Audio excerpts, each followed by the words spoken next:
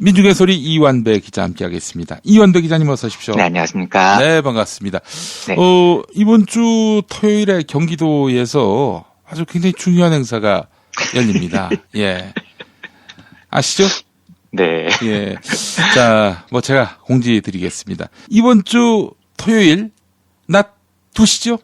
네, 맞습니다. 낮 2시 수원에서 이완배 기자님의 북 콘서트가 있습니다. 김용민이가 함께 합니다. 자, 수원까지 왔어요. 수원까지 왔는데, 안 온다. 이거는 과연 경기도민으로서의 자격이 있는 것일까요? 와주시면 감사하죠. 저희가 많은 독자분들께 또 정치자분들께 감사의 인사를 드리는 자리인데, 와주시면 더없이 영광이고 감사합니다. 알겠습니다. 자, 경기도 어디입니까? 예, 광교 테크노밸리에 있는 경기경제과학진흥원 광교홀입니다. 광교홀에서 2시에 열립니다. 동수원 IC하고 많이 가까울 거예요. 아, 그런가요? 예. 전철역으로는 신분당선 광교역하고 어디 사이쯤에 있는 것 같은데. 네. 네. 그렇습니다. 차로 만약에 오실 경우에는 동수원 IC가 가깝네요. 다시 한번 광교 테크노밸리 어디라고요? 경기경제과학진흥원 광교홀. 아, 그래요. 경기경제과학진흥원. 예. 네. 주소를 보면 말이죠. 네. 경기도 수원시 영통구 이의동 906의 5번으로 되어 있습니다. 경기경제과학진흥원. 경기경제과학진흥원을 외우시면 되겠습니다. 예, 그래요. 낮 2시 토요일. 그러니까 토요일이라 하면 12월 29일. 네. 예, 낮 맞습니다. 2시. 여기 안 온다면은 경기도민 자격이 없는 겁니다. 그리고 김용민이가 그 하나님께 연락해서 생명책에서 그 이름을 지우라고. 경기도민임에도 불구하고 안 온다. 이거는 지옥 가야 됩니다. 요즘 전국 쪽에서 김용민 PD님 파워가 세졌다는. 그렇습니다. 실세. 네. 자, 그렇기 때문에 우리 경기도 애청자분들 잊지 마시고요. 이번 주 토요일 낮 2시 경기도 경제과학진흥원, 동수원 IC 쪽에서 가깝습니다. 여기로 많이 와주시고요. 오시면 또 우리 이완배 기자님 사인도 받으실 수 있고, 또 책 구매도 직접 하실 수 있고, 무엇보다도 감동의 강연. 이게 비방용입니다. 방송용이 아니에요. 여러분들 감동을 받으실 쓰러질 겁니다. 다 방언하고 난리 날 거예요. 큰일 났네요. 큰일 났네요. 준비를 어떻게 해야 되나요? 네. 자, 그래요. 경기도 수원에 오십니다. 우리 이완배 기자님과 함께하는 시간 잊지 마시고 이번 주 토요일 29일 낮 2시 경기도 수원시 영통구 이의동 경기도 경제과학진흥원 이곳으로 여러분을 모시겠습니다. 김용민이도 갑니다. 출동합니다. 아이고, 고맙습니다. 예. 그래, 안 온다. 안 오면은 이제 일단 제가, 다 기억했다가, 맹비난을 퍼붓도록 하겠습니다. 아이고, 하여간 많이들 와주셔서 많이들 뵐 수 있었으면 좋겠습니다. 예, 알겠습니다. 이완배 기자님 함께 하시고요. 예. 자, 오늘 어떤 이야기부터 해볼까요? 예, 오늘은 24일에 발표됐던 최저임금법 시행령 개정에 관한 이야기를 나눠보겠습니다. 예. 요 이야기가 간단치가 않아서, 내일까지 이틀에 걸쳐서 살펴보도록 하겠습니다. 예. 일단 이 뉴스가 이야기가 조금 복잡합니다. 다양한 용어가 나오고, 언론 보도를 보면 분모, 분자, 수학 공식 이런 게 등장을 합니다. 그래서 저희는 오늘 이 문제를 최대한 단순화시켜서 살펴보도록 하겠습니다. 예. 우선 뉴스는요. 정부가 24일 열렸던 국무회의에서 최저임금 위반 여부를 가리는 가이드라인을 제시를 했습니다. 최저임금법 시행령 개정안 수정안이라는 건데요. 확정된 건 아니고요. 31일에 국무회의에서 최종 의결될 예정입니다. 총평을 먼저 간략하게 드리면 저는 정부가 방향을 상당히 잘 잡았다고 봅니다. 물론 지금 이 수정안에 대해서 노사 양측 다 만족하지 못합니다. 언론에서는 재계의 반발이 엄청나다라는 것만 보도를 줄기차게 하기 때문에 보시는 분들은 이게 노동계 쪽에 상당히 유리한 안이구나라고 생각하실 수 있을 텐데 그렇지 않습니다. 노동계에서도 이 수정안이 상당히 불만족스러울 겁니다. 다만 언론이 재계 쪽 반발을 압도적으로 많이 다루고 있기 때문에 이 방안이 재계에 불리한 방안처럼 보여질 뿐이죠. 예. 다만 이런 협상에서는 모두가 만족할 지점을 찾기가 굉장히 어려운데 정부가 해서는 안 되는 일은 대충 양쪽 주장의 가운데쯤 찍어버리는 겁니다. 노동계가 3을 주장하고 경영계가 7을 주장하면 대충 가운데 평균 잡아서 5쯤에서 정책을 결정해버리면 부작용이 더 심해집니다. 왜냐하면 그렇게 하면 노동계는 아예 시작을 할 때 3으로 시작을 안 하죠. 2로 시작을 합니다. 예. 어차피 정부가 가운데를 찍을 거면요. 그러면 자본도 당연히 7이 아니라 8을 찍고 나옵니다. 이런 식으로 점점 더 의견의 간격이 벌어져요. 정부가 가운데를 찍는다는 확신만 있으면요. 이래서 양쪽 주장이 비현실적으로 과격해지는 경우가 굉장히 많습니다. 예. 그래서 이런 문제에 정부가 중재를 할 때에는 가운데를 찍는 게 아니고 논리와 철학이 중요합니다. 그 결정이 철학적으로 이런 근거가 있어요. 이렇게 방향을 제시를 해야 설득을 하건 논쟁을 하건 투쟁을 하건 뭔가 결판이 나는 거죠. 그런 면에서 저는 이번 정부의 수정안이 노사 양쪽 주장 가운데 어딘가를 찍지 않았고요. 일단은요.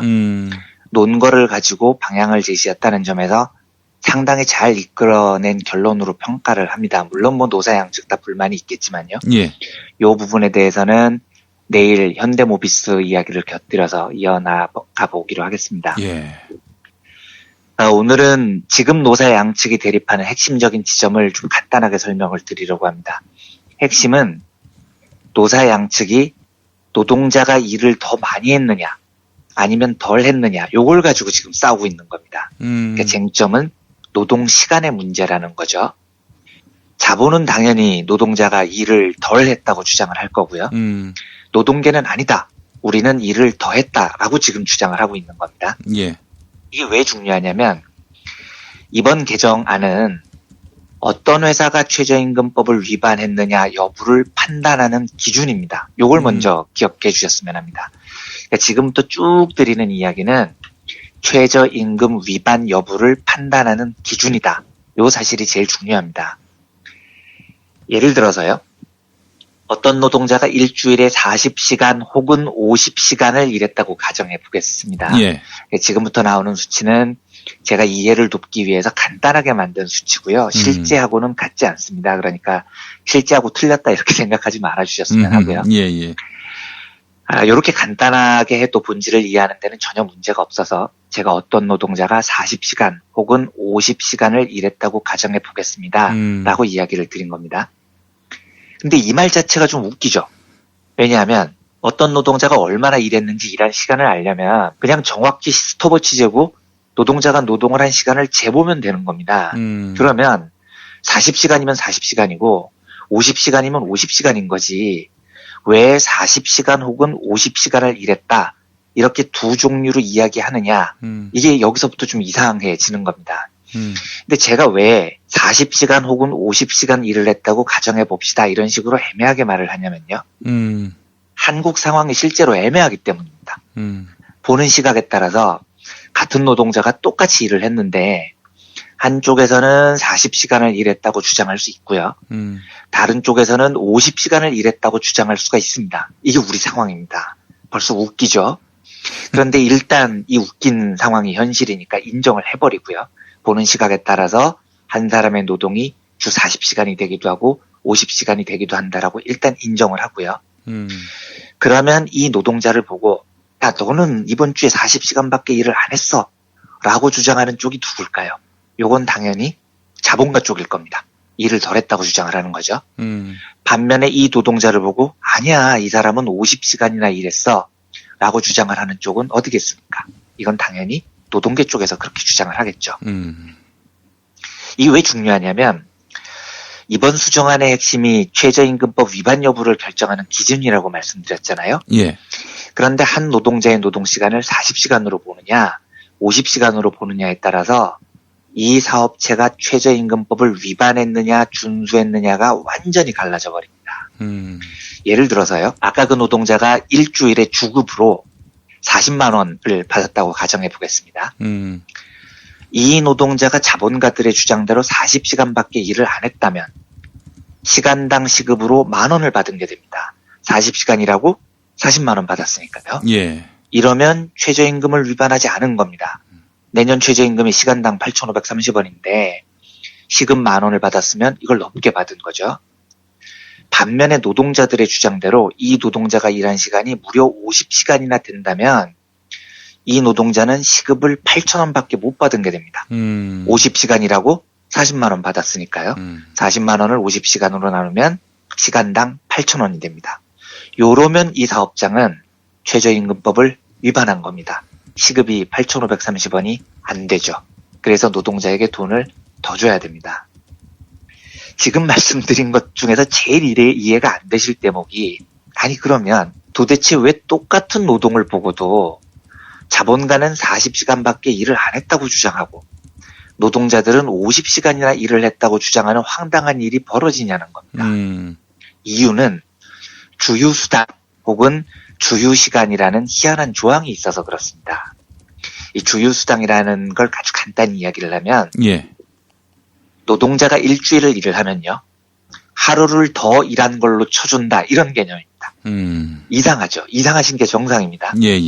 예를 들어서 하루에 8시간씩 5일을 일을 했어요. 그러면 8, 5, 40해서 40시간을 일한 거잖아요. 우리나라에서 어떻게 하냐면, 아유, 우리 노동자님, 일주일에 40시간이나 일하느라고 고생이 너무 많으셨네요. 그러니까 실제로는 48시간 일한 걸로 쳐드리겠습니다. 이런 조항이 있어요. 그래서 40시간만 일을 해도 48시간 일한 값을 쳐주게 돼 있습니다. 그리고 이 여분의 8시간, 실제로는 노동을 안 한 겁니다. 요 시간을 주휴시간이라고 부르고요. 임금도 줍니다. 왜냐하면 일은 안 했지만 일은 한 걸로 치기로 했으니까요. 법에요. 그래서 이 8시간에 대해서 주는 돈을 주휴수당이라고 부르는 겁니다. 이번에 국무회의에서 제기된 수정안은 최저임금 위반 여부를 계산할 때 이 8시간을 정식으로 일을 한 걸로 보겠다라는 겁니다. 사실 더 정확히 말하면 지금까지도 쭉 그렇게 해왔어요. 그러니까 지금까지도 노동자들이 40시간만 노동을 했어도 48시간 일한 것으로 쳐줬었다고요. 그러니까 앞으로도 40시간 일해도 48시간을 일한 걸로 치고 최저임금 위반을 판단하겠다는 거죠. 이러면 아까 말씀드렸던 대로 자본 쪽이 굉장히 불리해집니다. 40시간 일한 사람을 늘려서 일한 것처럼 계산을 해버리니까요. 저는 이제 아까 48시간이 아니라 계산을 편하게 하기 위해서 50시간으로 예를 들었습니다만, 하여간 이렇게 시간이 늘어나서 쳐주게 되면 최저임금 위반 업체가 훨씬 더 많아진다는 게 지금 자본 쪽 이야기죠. 네. 자, 지금까지 설명이 무슨 말씀을 드렸는지 이해는 하실 수 있으실 텐데 아직도 조금 이상하죠. 아니, 노동자들에게 유리한 건 심정적으로는 좋은데 그렇다고 40시간 일했는데 48시간 일했다고 쳐주는 건 또 뭐냐. 아무리 노동자 편을 들고 싶어도 일을 안 한 건 안 한 거지. 안 한 걸 했다고 하는 게 이상하다라고 생각하실 수 있습니다. 저도 그렇게 생각해요. 저도 실제로 일을 안 했는데 노동시간을 인정해서 돈을 주는 걸 동의하지 않습니다. 이런 식으로 주휴수당이나 주휴시간을 인정하는 나라도 실제로 몇 개 없어요. 한국, 대만, 터키 한 요 정도만 이런 게 있다고 하더라고요. 이러니까 지금 자본이 개거품을 물고 들고 일어나는 겁니다. 선진국 어디에도 이런 개떡 같은 조항은 없다는 거죠. 왜 우리나라만 40시간 일한 노동자를 48시간 일했다고 쳐야 되느냐라고 지금 극심하게 반발을 하고 있습니다. 말씀드렸듯이 저도 주휴수당 같은 건 없는 게 좋은 것 같아요. 그래서 아주 단편적으로 보면 자본 쪽 이야기가 원론적으로는 맞습니다. 40시간 노동했으면 40시간 일했다고 기록하는 게 제일 깔끔한 거죠. 그런데 여기서 의문점이 하나 생깁니다. 이 주휴수당 제도가요, 40시간 일하면 48시간으로 쳐주는 게 1953년에 제정된 근로기준법에 처음 등장을 합니다. 무려 역사가 65년이나 됩니다. 그러면 누가 봐도 40시간 일한 걸 48시간 일한 걸로 치고 8시간 임금을 더 주는 게 자본 쪽에 부당해 보이는 이 제도를 왜 65년 동안 아무도 반대하지 않았을까요? 제가 자본에게 물어보고 싶은 게 이겁니다. 여기서 자본이란 재벌 등등 대자본을 이야기하는 겁니다. 절대로 소상공인 분들을 대상으로 말씀드리는 게 아닙니다. 제가 자주 강조하지만 소상공인 분들의 주장이 재벌과 같아 보일 수는 있어도 소상공인분들의 주장은 귀담아 들을 부분이 많아요. 그런데 오늘은 이게 주제가 아니니까 넘어가고요. 오늘 제가 방송에서 자본이라고 칭하는 자들은 지금 이 논쟁 구도를 주도하는 경총, 재벌, 보수언론 이런 애들을 지금 이야기를 하는 겁니다. 니들에 따르면 니들은 이 부당한 제도를 무려 65년이나 참고 있었다는 거거든요. 이 믿어지십니까? 얘들이 그럴 새끼들이 아니잖아요. 얘들이 부당한 제도를 참고 어디 그런 놈들이냐고요. 그리고 최저임금 제도도 1988년 시행됐는데 지금까지 계속 노동자들의 노동시간을 40시간이 아니라 48시간으로 계산을 해왔습니다. 이걸 지금 부당하다고 자본이 이야기를 하고 있죠. 그런데 이 부당함을 20년 동안 왜 참으셨습니까? 언론 보도를 보면 이렇게 나옵니다. 지금까지 경영계가 참은 이유는 최저임금 수준이 낮기 때문에 별 문제가 안 됐는데 2년 동안 최저임금이 많이 올라서 부담이 되기 시작했으니 이제부터는 문제 제기를 해야겠다라는 겁니다. 즉 20년 동안 우리 자본이 노동계를 봐줬는데 이제는 더 못 봐주겠다 이런 이야기를 하는 거죠. 그런데 이거는 진짜 이러지 말아야 됩니다. 그러니까 자본지들이 노동자들을 20년 동안 봐줬다고요. 기회만 있으면 등골 빼먹고 노동자 목숨 알기를 파리 목숨처럼 알던 지들이 우리를 20년 동안이나 봐줬어요. 이게 어디서 야부리를 털어도 이렇게 털면 안 됩니다. 네. 자본이 이 제도를 짧게는 20년, 길게는 65년 참았던 이유는 사실 이건 참은 것도 아니고요. 그렇게 하는 게 자기들한테 훨씬 이익이었기 때문입니다. 이 제도가 처음 실시됐을 때 취지가 이런 거였습니다. 노동자들이 휴일도 없이 너무 심하게 매일 일을 하는 겁니다. 노예처럼요. 상상해 보십시오. 1953년에 일요일이 어디 있었겠습니까? 이때 자본가들은 노동자들을 소장농 부리듯이 했었던 사람들입니다. 예. 노비처럼 생각을 했었던 거예요. 이러니까 휴일 자체가 있을 리가 없는 거죠. 그래서 근로기준법이라는 걸 만드는 김에 우리 최소한 형식은 갖추자. 노동자들을 일주일에 하루는 최소한 쉬게 하자라는 취지로 이 법이 만들어진 겁니다. 이 제도 이름이 주휴, 즉 한 주일에 한 번은 휴식한다. 이래서 주휴거든요. 이런 이름이 붙여진 겁니다. 지금은 우리가 주휴수당, 그러니까 돈을 얼마나 더 주냐 마냐 이거 가지고 싸우고 있지만 원래 이 제도의 취지는 일주일에 노동자들을 하루는 쉬게 하자라는 아주 간단한 취지였다고요. 그래서 이 8시간이 유급휴일이 된 겁니다. 이걸 만약에 무급으로 하면 자본가들이 그냥 노동자들을 토요일 일요일 불러서 다 일을 시켜버립니다. 그리고 야, 내 일당 주면 되잖아 이러고 버티는 거죠. 반면에 휴일을 유급으로 하면 법적으로 일요일에 일을 시키면 일당을 2배로 줘야 돼요. 왜냐? 일을 했으니까 일단 일당 줘야죠. 그런데 원래 쉬는 날이고 유급휴일로 돼 있거든요. 그러니까 일을 안 해도 원래 받는 돈, 주휴수당이 있었으니 요것에다가 일을 했으니 다시 줘야 하는 돈, 일당까지 2배로 지급하도록 설계를 해놓은 겁니다. 노동자들을 쉬게 만들기 위해서요. 예. 그러면 자본이 이걸 싫어했을 것 같습니까? 좋아했을 것 같습니까? 자본은 이 제도를 싫어했을 것 같지만 천만의 말씀입니다. 예. 반기면 반겼지 절대 싫어하지 않았습니다. 그러니까 이게 65년 동안 유지된 겁니다. 왜냐하면 노동자 니네들 일요일날 일하면 일당 2배 줘야 된다고? 알았어 줄게 오케이 2배 해봐야 얼만데 야 주고 말지 이래버리는 겁니다. 왜냐하면 일당 임금이 너무 쌌거든요. 게다가 일하면 2배를 준다고요? 법에 그렇게 정해져 있어요. 그러면 착취의 정당성도 완전히 확보됩니다. 노동자들이 와서 사장님 우리도 사람인데 일주일에 하루 쉬어야 되지 않습니까? 이러면 까는 소리 하고 있네. 나와 새끼야. 2배 주잖아 2배. 이렇게 돼버리는 겁니다. 예. 근데 어차피 2배로 늘려도요. 돈을 주는 부담이 거의 없었어요. 임금 자체가 너무 낮았으니까요. 이래서 이게 무려 65년 동안 자본가 입장에서 주휴시간, 주휴수당이 이득으로 작용을 했고 그래서 지금까지 찍소리도 안 했던 겁니다. 내일 제가 자세히 살펴보겠지만 이런 각종 수당들이요. 이건 자본이 노동자 임금을 깎는 매우 유용한 전술이었습니다. 주휴수당 같은 게 있어야 임금을 깎는데 훨씬 유리했던 겁니다. 예. 노동자들이 가서 사장님 지금 월급이 너무 짠 거 아닙니까? 조금 올려주세요. 이렇게 하소연하면 뭐라 그러냐면 뭔 개소리야. 휴일에 나와서 일해. 휴일에 나와서 일하면 2배 주잖아. 주휴수당 몰라, 주휴수당? 야, 월급이 왜 작아?